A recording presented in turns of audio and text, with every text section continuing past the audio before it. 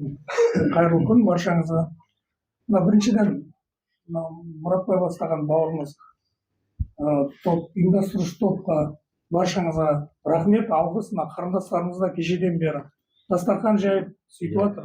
Ол да оңай жұмыс емес. Сол риза болып жатыр. Мен қысқа нұсқа жаңағыдай өзім ұсынысымды айтып кетейін. Таныстырып өтіңіз. Иә, есімім Амантай болады. Амантай Сұлтанұлы, Ақтөбеден. Біздер соңғы 3-4 жылдықта өздерінің жеке тұлға ретінде бір 20-30 жігіт болып, бізде деген қазір ауылдық жерде әлеуметтік жағдай өте төмен.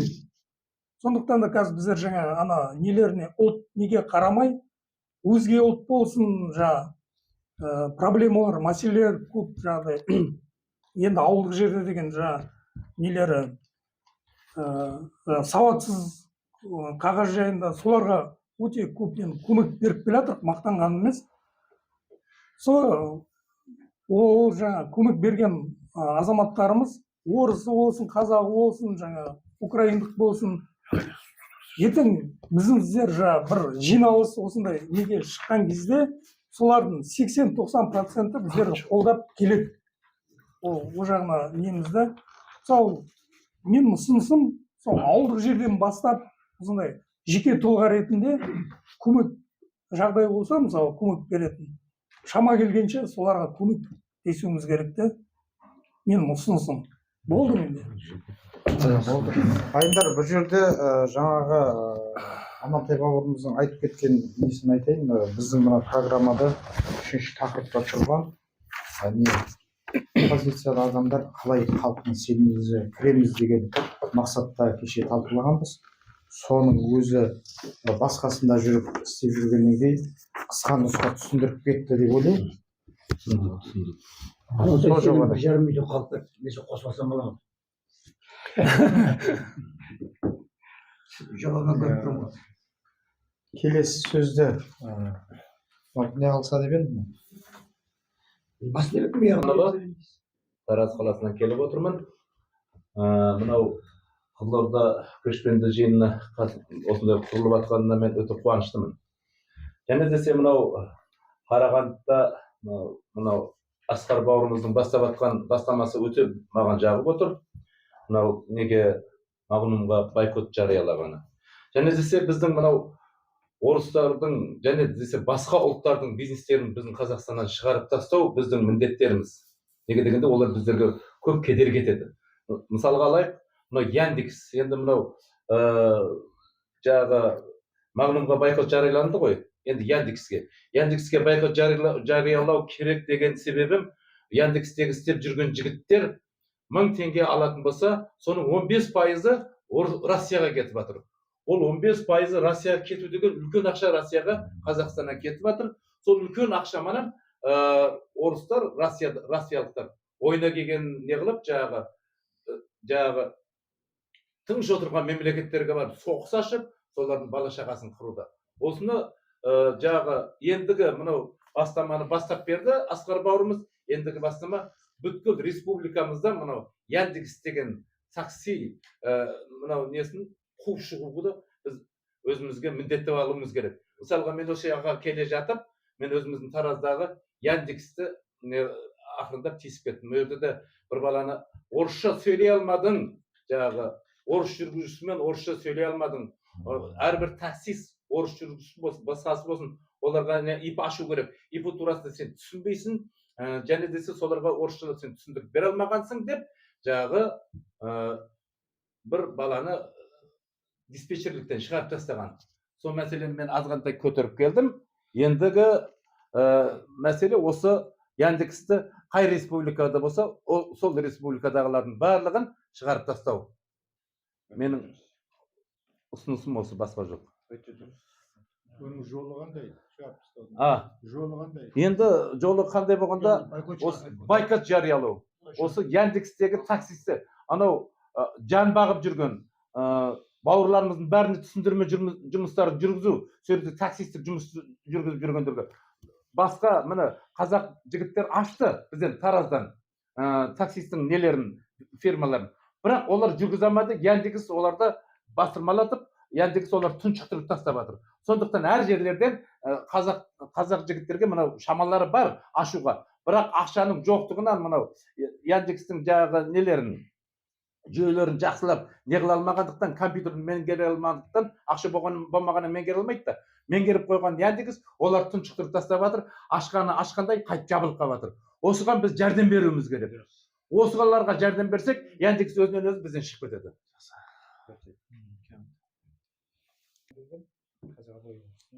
Кенжебек ағамызға берейік. Yok ana бірінші бітсін. Жоқ, Соны аударасыз. Жоқ, қосып жібереміз. Сол қосылып аударасыз. танысып қояйық, менің атым Кенжебек болады, фамилиям Сұлтанбек. Фейсбукта отырамын, парақшада. Жалпы Семей тұрғында уже 16 жылдан бас кеттім, жерін бастап. Одан кейін осы тоқтамай, осы қаңтарда да отырып шықтық енді. Оның бәрі түк емес, себебі біз ел үшін жүріп жүрміз. Сондықтан жаңағы ағамыз айтып кеткен ана Яндекс дейді ғой. Жалпы біз Ресеймен күресетін болсақ, бірақ жағдай бар да. Ол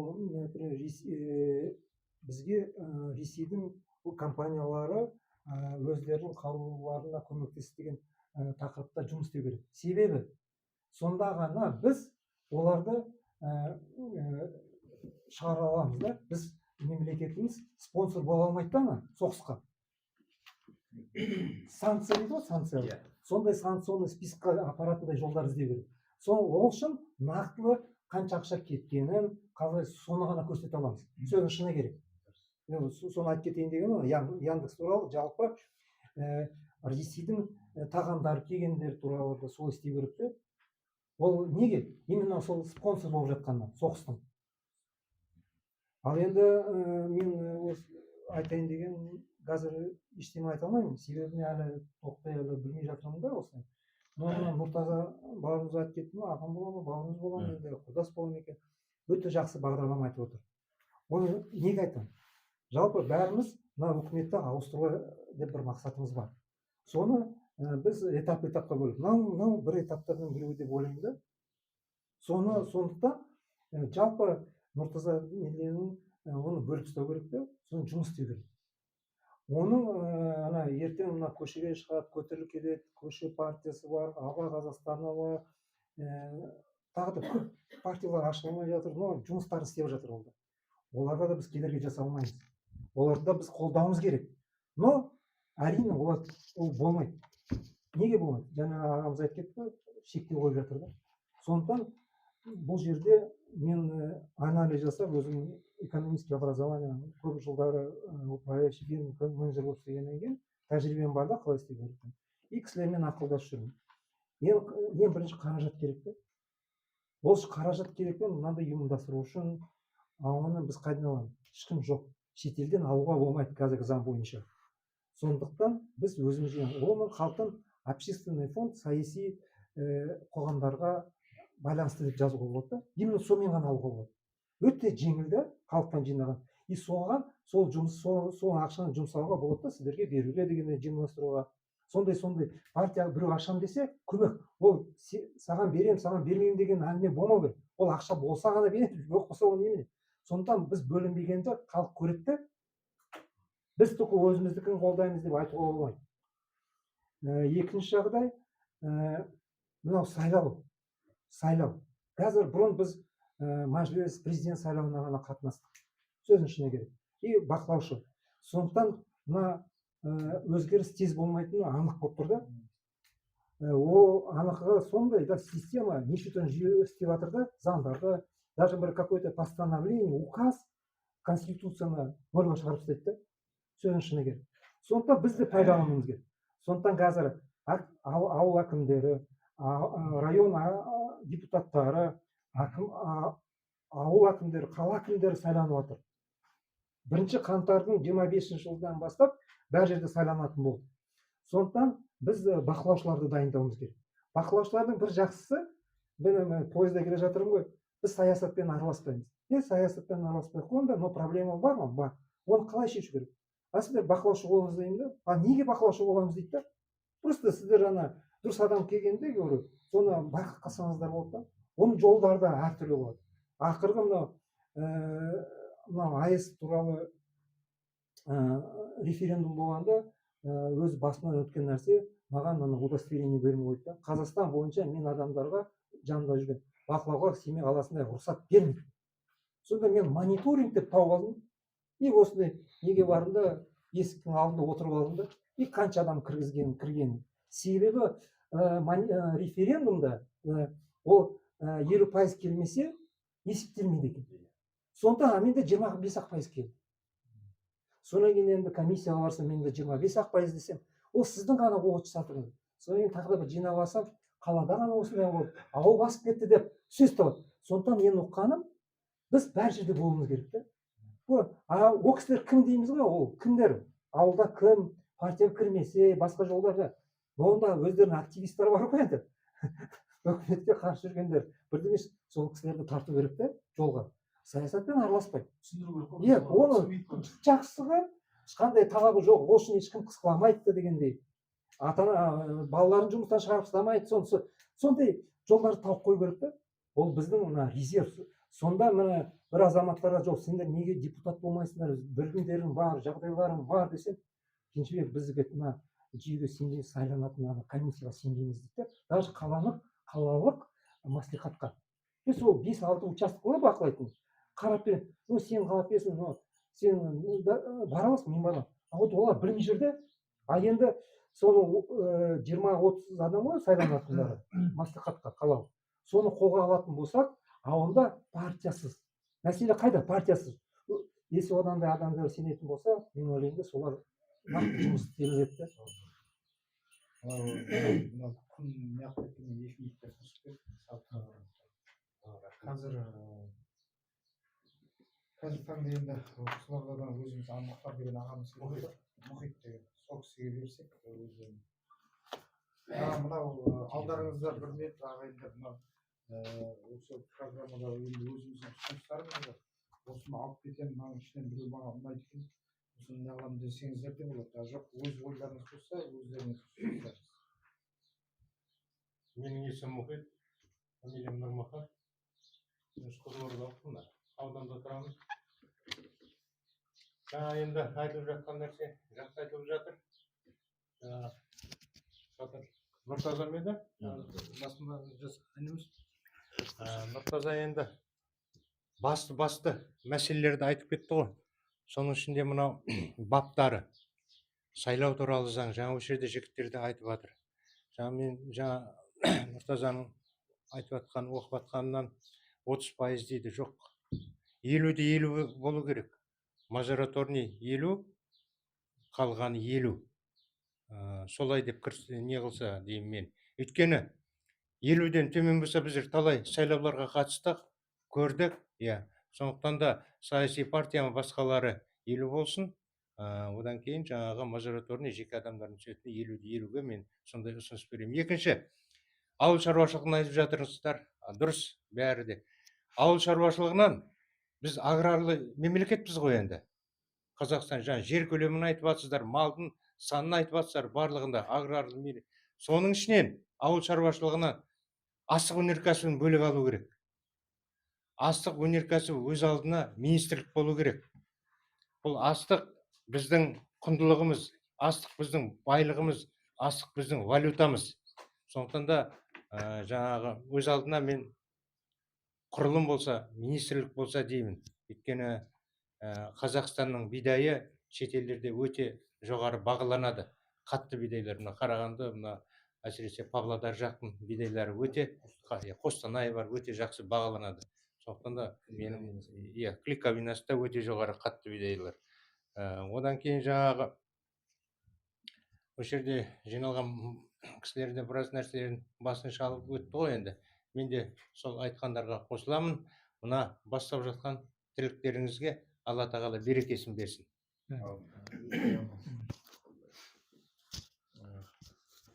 Келесі сөзді енді Шымкент қаласына Ибрагим ағамызға берсек. Микрофон беріп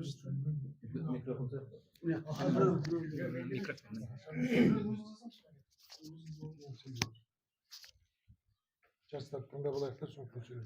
Қаласынамын, атым Ибрахим. мына жерге жиналып отқан жігіттердің мақсаты бәрі дұрыс, мен қолдаймын. Мынау шетелден келген азаматтар, қытайлар, басқа да ұлттар Қазақстанға келгелі азаматтық алды, қазақтың қыздарын алды, қойындарына салды, бала туды. Олар қазір 25-30-ға келді. Олар ертең билікке келеді, депутат болады, президент боламыз, таласады. Ар күні бәрімізді құлғап көтеруімізге теу. Сондықтан осы азаматтық алғандардың бәрін қайтадан азаматтықтан шығаруға әрекет жасау керек. Басқа әңгіме жоқ. Тіл ол өмір бақи айтып келетін мәселе, жер өмір бақи айтып келетін мәселе. Ең қауіпті бәле мынау. Азаматтық алып, қыздарымызды алып, қойнына салып, өзімізге жау дайындап жатыр. Осымен айланысу керек. Дұрыс айтасыз. Енді келесі сөзді Шымкенттен кейін Жақсылық ағамызға берейік. Үлкен кісілер бар ғой. Жоқ, ақыр жағынан жастар сөйлеп алсын. Сөйлеп алсын. Үлкен кісілер Сөйлей бер.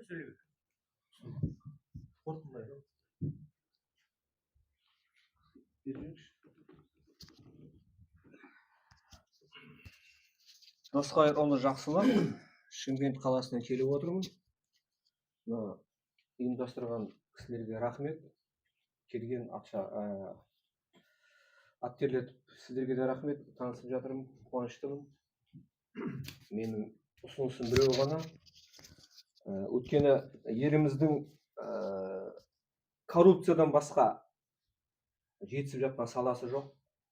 Қай жағынан болса да, заң бойынша да, экономика бойынша, ауыл шаруашылығы бойынша да, бәрінде де. Айта берудің керегі жоқ, айтпаймын да. Енді қаншама белсенділер сотталып кетті, қаншамасы әрекет жасап жатыр, шырылдап, жылап, көздеріне жас ағып. Соның бірі біз, сіздер. Бұның бәрі ешқашан бітпейді, егер де халық санасы оянбаса. Құлдық санадан құлдырмасақ, түсіндірмесек. Сондықтан менің сіздердің айтқан ұсыныстардың бәрін қолдаймын. Иә. Әрине, жасап жатырсыздар, тырысып жатырсыздар, әрекет жасап жатырсыздар. Бірақ бұның артында халық қолдамаса, керек болмай қалады. Оның ешқандай несі болмайды. Сондықтан мынау сөз бостандығын қайтадан жандандырып, халықтың арасында көп жұмыс атқару керек. Халық қатты ұйқыда, оны айтатын ештеңесі жоқ. Көріп жүрміз неше жылдан бері. Бесіңнен бәрін саусақпен көрсетеді, жай деп. Әлде болса да қашады бізден. Лайк басудан қорқады. Сондықтан бұл енді негізгі мәселе емес. Бірақ біздің ең негізгі мәселеміздің түрткі болып, соның орындалуының нақты бір себебі халық артымыздан қолдау керек. Сол жөнінде біз жұмыс жасауымыз керек. Мен басқа ешнәрсе айтпаймын. Мен сол ғана, мен басқа ешнәрсе. Бірақ ұсыныстарыңыз бәрі дұрыс. Бірақ артында халық болмайынша ешнәрсе болмайды. Болды ма? Рахмет. Келесі сөзді осы қызылордалық Жалағаштан келген Божан деген бауырымызға берейік. Ассалаумағалейкум, қадірлі жиынға жиналушы ағайын. Ол елге сіздің бойына қош келдіңіз деп, мен осы ұйымдастырып жатқан осы ағайынға рахметімізді айтамын. Бірінші Бозжан Төлеутайұлы. Енді көп нәрсенің басы шалынды, айтылды. Енді жалғыз жерден тіл мәселесіне келейікші. Бізді қинап жатқан қазір. Біздің Қызылорда облысы 90% орысша қазақша сөйлейміз ғой. Басқа елдерде, әлеуметтік желіде жалпы қарап отырсаң, елдің ішінен араздыққа апарып жатқан тіл мәселесі. Сол тіл мәселесі болмаса, жаңа айтқан маңыңыз да, Яндексіңіз де, басқа да болмас еді. Осы тіл мәселесін халықты қазір жара бөліп тұр екі жаққа.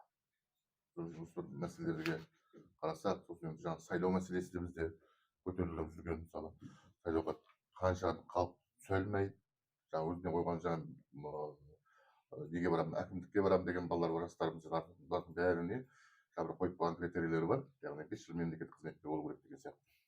Осылардың барлығын жалпы қалай болғанда билік апармаудың мәселесі ол. Соны халықты кәдімгі ұлт жағында қазақты, яғни қолынан іс келетін іскер жігіттерді апармаудың тәсілі. Сосын енді оның қасында енді бүгінде бақылау деген нәрсе бар сайлауда. Сайлауда жүрдім, мен Мәкеңнің шәкіртімін, оқып тұрмақпын. Барып бақылай алмаймыз. Қоғамдық бірлестіктердің бәріне қазір агитациядан өткізіп қойды. Сіз оны апара алмайтынын, оны тіркей алмай жүрген нәрселер бар қоғамдық бірлестіктерді. Мен өзім 3-4 рет тіркеймін деп әуре болған қазақпын. Соны тіркей алмадық. Енді сөйтсе оның да өзіндік жолдары бар екен ғой. Енді біздің сөз Қызылорданың өзін тіркей алмағам. Осы сайлаудың басына, елдің басына жаңа шейттің кәдімгі ұлтшыл халық барса, менің басты арманым сол кезде елдегі экономикалық жағдайда, басқа да жағдайларда ұрықталып қалыпты жағдай болады ғой деп ойлаймын. Енді қазір көп нәрсені қолға алып жатырмыз ғой. Соны халық енді сол әуелгі нәрсе сол сайлаудан бастап өзгерді. Сол кезде елдің басында жұмыс істейтін елге жаны ашитын азаматтар барса, халықтың жағдайы жақсы болады ғой деп ойлаймын. Болдым, рахмет. Келесі сөзді жастардан Алматыдан келген Ишжан бауырымызға берейік. Бәрекет. Армысыздар, қайырлы күн, есен амансыздар ма? Жалпы осындай жиынның болып жатқанына қуанам. Әу баста Шымкентте болған, оны білмедік. Жалпы мен келу мақсатым жиыннан іске көшу. Амандық болса айтып жатқандарыңыз барлығы жазылып жатыр ғой. Сол әр адамға мен қадалатын боламын. Аға, сіз осыны айттыңыз ғой. Бұның істеу жолы қалай? Кәне біз нақты жүйесін қойып беріңіз. Осы айыр айтқанымызға жүйе қалыптастырсақ, қағазға түсірсек, жүйелі іс сол нәтижесін береді ғой. Сол үшін әрқайсыларыңыз енді бұған дейінгі жиналысқа сөз сөйлейтін болсаңыздар, өз-өздеріңізге ант беріңіздер, мен сөз сөйлеу үшін бармаймын деп. Әрі қарай іс жалғасатын болса, келіңіздер, жиын енді қай қалада болса ағалар бермей жатады. Мен одан бір ойым кешеде айттым. Қызылорда қаласынан қазір осылай мемлекетте маңызды жиынды өткізіп жатыр ғой. Азамат қоғамды дамытуға, елді дамытуға деген сөз ғой, азамат қоғамды. Осы Мұратбай ағалардан гөрі қазір Төреғали осы жергілікті сіздердің әншілеріңіз ертең ол партия құрам, депутат болам десе, сіздердің ағайын туыстарыңызда, балаларыңызда сол Төреғалиның атынан кетеді. Неге? Ода танымалдық бар, ода ақша бар. Ол қаржысымен бір қайырымдылық концерт өткізеді, бір тегін қызылордалықтарға концерт өткізіп береді. Болды, барлықтары соның артынан кетеді айғана. Төреғали молодец, ұлтшыл деп. Қызылордалықтарды қолдайды. Сол үшін танымалдық керек. Әрқайсыларыңыз, мен 24 жыл күрестім, мен 10 жыл күрестім емес, әлі де кеш емес. TikTok па, әлеуметтік желілерден парақшаларыңызды ашыңыздар. Сіздердің айтып жатқандарыңыз халыққа керек, маңызды. Әлеуметтік желіде өздеріңіз сияқты үлкен кісілер бар, сіздерден үлкен кісілер де бар. Олар тыңдайды, олар әрекетке көшеді. Сол үшін жабылып қалмаңыздар. Менде қазір YouTube каналымда 40-нан артық адам бар, бірақ мен тек саясат емес, қазір жеке салауатты өмір салтынан жастарды қатарыма қосып сөйтіп жатырмын. Олар да саясатқа келу үшін әр бағытқа өзіміз бас сұғуымыз керек. Біз отыра беріп, біздікі дұрыс, біздің арттан ерсін деген, ол дұрыс нәрсе. Бірақ ол адам ол дұрысыңызды қалай түсінеді? Біз оның арасына бармасақ. Сол үшін танымалдық керек, әрқайсыларыңызға танымалдық керек нәрсе 21 ғасырда. Атын шықпаса жер өрте дейді, білмеймін, не істейсіздер. Әлеуметтік желіге кіріп алып, билейсіздер ме, тағы не істейсіздер. Бірақ саясатты маңызды екенін халыққа жеткізе білсек. Әзілмен жеткізейік, ойнап, күліп, ұрсып жеткізейік. Бірақ танымалдылық бізді құтқаратын нәрсе. Билік не үшін қазір Мақсат Толықбайды қойды? Мақсат Толықбай танымал журналист, елді жерді аралады. Нартай Аралбай, оның да YouTube канал жүргізді, 300 мыңдай аудиториясы бар, халқы бар. Билік артында халқы бар адамды қолдайды ғой. Кім? Ринат Зайд, аузына жұртты қарататын ақын, айтыскер. Алды ғой, сатып алды, тағы басқашын. Биліктегі қарап отырсаңдар, не ақшасы бар бизнесмен, не компаниясы бар, не танымалдық аудиториясы бар, халық аузына қаратқан адам. Әнші спортшыларды не үшін билікке барады?